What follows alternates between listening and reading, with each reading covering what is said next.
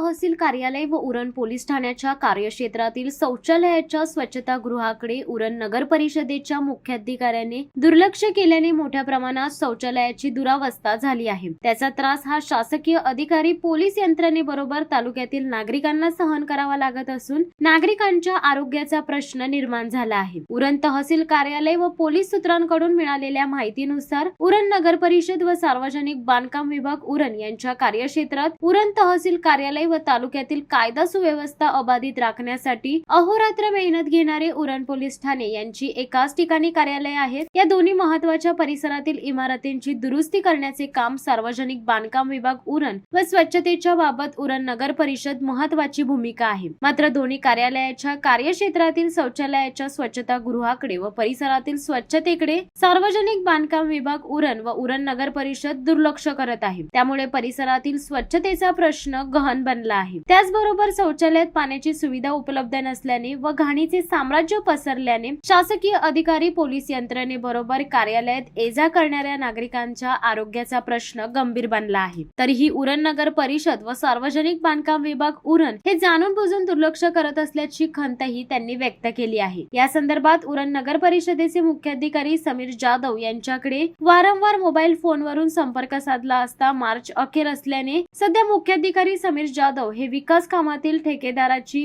बिले काढण्यात दंग असल्याचे समजत आहे। शिवसत्ता टाइम्ससाठी प्रवीण पाटील, उरण। दे धडक बेधडक वृत्त देणाऱ्या आपल्या शिवसत्ता टाइम्स न्यूज चॅनलला लाल बटन दाबून सबस्क्राईब करा आणि बेल आयकॉनला क्लिक करायला विसरू नका।